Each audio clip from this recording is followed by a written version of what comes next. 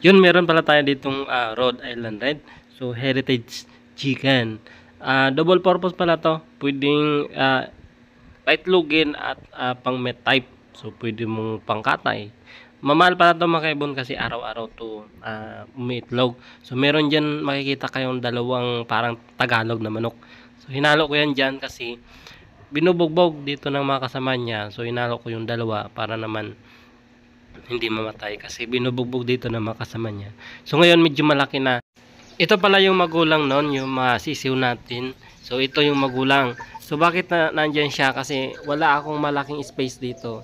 Dati nakabitaw lang yan, pinapakawalan ko lang. Kaso nawawala.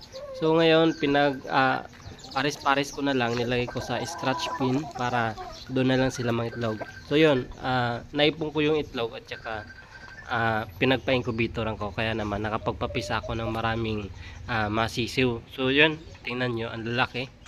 Ang kulay pala ng itlog nila ay kulay brown. So dyan sa mga palengke, wala kayong mabibili nyan.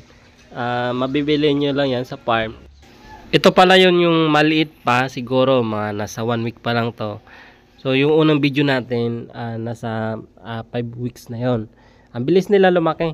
Itong ganitong manok pala, Rhode Island Red, hindi ito masakitin. Mga malakas yung resistensya nito lalo na sa ulan. Kasi pinag-develop po talaga siya as a heritage chicken. Kumbaga, kahit nakabitaw lang, okay lang. Naarawan, nainitan, okay lang. So, mas advisable nga sa kanila kung nasa bakuran. So, lalagyan nyo lang ng fishnet para doon nyo po ikulong. Hindi naman po yan lumilipad gaano na mataas. Katulad po ng mga Tagalog na manok, lumilipad na mataas. Ito po, hindi.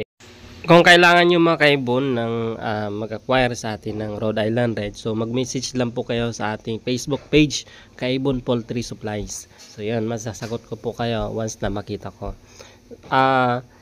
Day old nito, siguro mga 1 week, nasa 150. Yung ganitong 1 month na nasa 250 to 300 yung presyo niyan. So kung marami naman kukunin nyo, meron naman discount. Basta medyo marami para mas makabawi po tayo sa patuka. Maraming salamat. God bless.